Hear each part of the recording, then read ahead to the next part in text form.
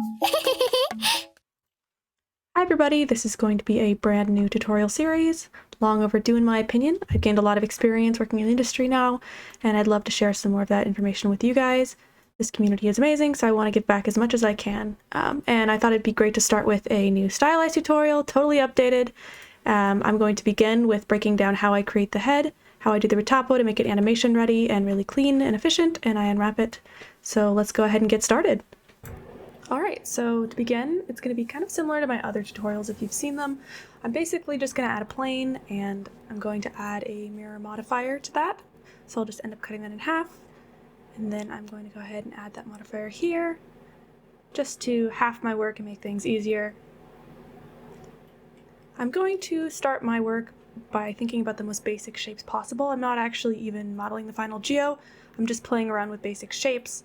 That I will then retopo later. You could also sculpt your basic shape if you wanted to in ZBrush. I prefer to stay in Blender.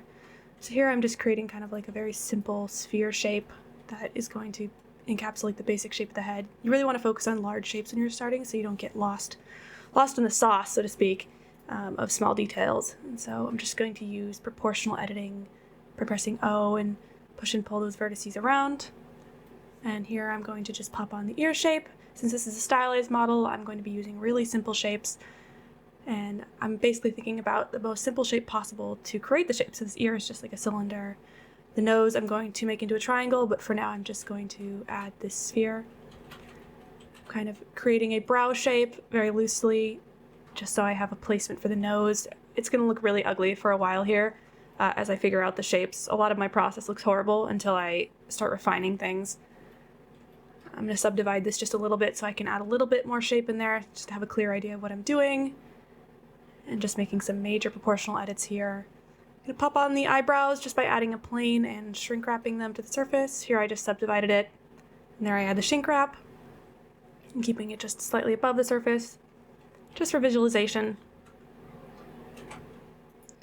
Here is where I'm actually going to start retopoing. You can actually take this initial stage much further, but I kind of wanted to just go quickly because I knew I would be spending a lot more time here. And if you'd like to follow along and slow this down, you can copy my retopo. This should be animation ready. Pretty easy to unwrap as far as I've learned. I'm going to do my best to try and walk you through a very simple retopo. There are better tutorials on that out there, but hopefully this will help somebody out there.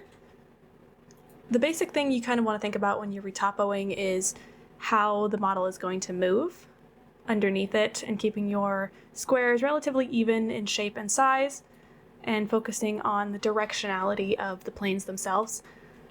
The eyes will need to have a circular shape, and so I'm just going to add a cylinder in here and delete the back faces so I just have those vertices. I'm going to roughly block in the shape of the eyes and extrude outward so I have that loop shape established. I like to really keep those core defining shapes established, so loop around the mouth or loop around the eyes, because those areas will be having a lot of flexion. You can extrude out and connect it to the nose bridge, like so. One of my tips is to select all of the vertices and press smooth vertices, and that allows you to get a really nice shape when it's shrunk wrapped and keep things really even. It kind of evens out the size of the squares and keeps your work clean as you work, so I do that a lot. Here you can see I created a loop shape for the mouth. You can just copy that kind of shape. And this part is fairly complex, but this is sort of the structure you want for a mouth. You want to keep and pay attention to poles, which are 5 angled star shapes on the mesh. Here I'm just attaching and bridging those various shapes together, keeping things clean, doing occasional smoothing of vertices, trying to keep a consistent mouth shape. Where that purple line is, I'm going to split it later so that I can have the mouth open, but for now I just want to keep the geometry as smooth and clean as possible. You can go ahead and pause to follow up on the placement of these vertices if you're following along. I'm just going to extrude up and create the brow, keeping things clean, and then here's where I create the ear. I'm just going to extrude out and create a rough cylinder shape. circular. This is stylized, like I said, so this is going to be a very simplified version of a retopologized ear, but hopefully it will suffice for our needs. Extruding in, just creating that little indentation, trying to pay close attention to the shapes I'm establishing here. Right now, like I said, it still looks quite ugly, but we're going to get there. Have faith. Trust the process. All right, I'm pushing out the lip shapes, trying to like gently nudge the vertices into position so they feel relatively mouth-shaped. And this is me establishing a very basic mouth bag where I just essentially extrude backwards so that I have something on the inside of the mouth. Adding some more loops and smoothing things. The shapes still aren't present, but right now I'm focusing more on the topology than I am the shape.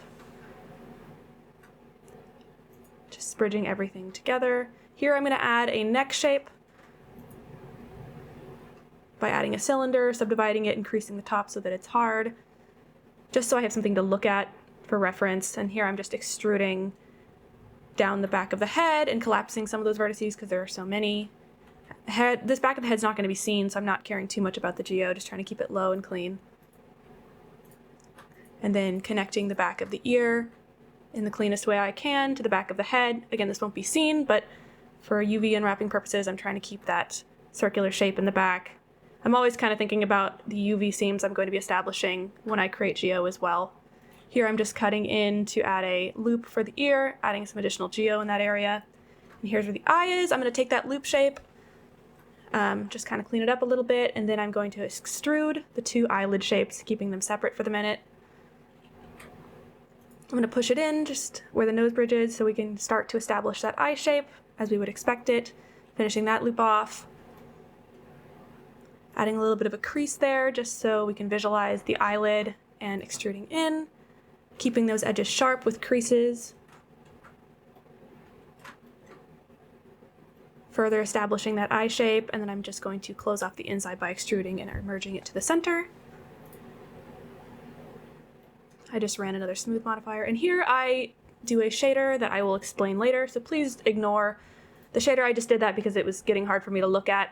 I'm going to put on some very simple materials, just using an emission shader, just basically coloring by material, just so I have some idea of how the colors are going to turn out for visualization. And I'm going to add a really rough shine there, just with a plain and a white emission, just so I have something to look at, and so I can start to see the way the shapes are playing with each other in the proportions. I'm just going to add another loop in there, and the nostrils are going to be pretty easy. I'll just take one loop and extrude inwards. You can kind of observe the shapes here if you pause. I'm going a little bit fast here just to keep the time down, but feel free to pause at any time and observe the geometry. Here I'm just making sure everything's smooth, adding another loop to the lips so that they'll deform properly. And then I'm adding a material just to the corner of the mouth so I can see it a little bit more properly. Trying to address some of the tries I have in the nose there, keeping everything as quadded as I can. And here I am extruding down that neck shape. I won't be using that initial cylinder, it's just there to feel out the shapes.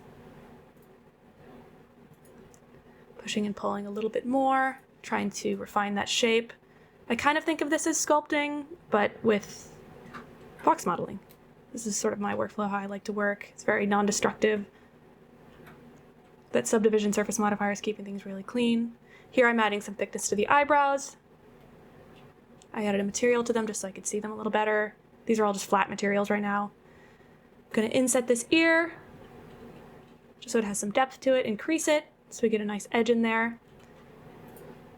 And then I'm going to extrude inwards here, just so I have some depth to the inside of the ear, and pull out some of these loops here.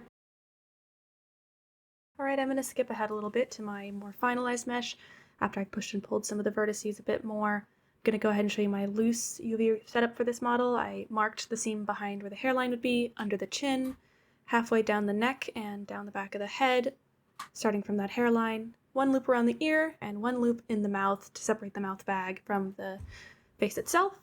I like to select faces with L just to make sure I've got those loops correct. And then I'm going to do one down the middle of the neck in the front.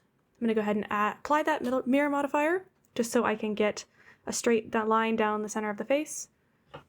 I'm going to pin that into place so that when I paint it, it's really clean. And then here I'm basically going to scale up the areas of detail that I need to be larger. This would be a no-no on a model with more tiling materials, something more procedural, because you want that to be all the same texel density. But on this model, because it's stylized and hand painted, I'm going to go ahead and scale up the areas where I need that detail. And then I'm going to go ahead and just make sure that the nose, mouth, and eyes are, given enough detail and have good texel density, using the checker map as a material. And there you have it.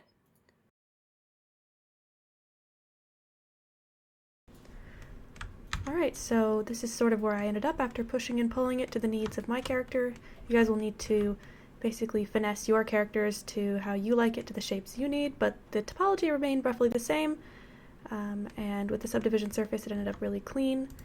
Hope that this was helpful to somebody. I look forward to seeing what you guys come up with, and I'll see you guys in the next part. Thanks!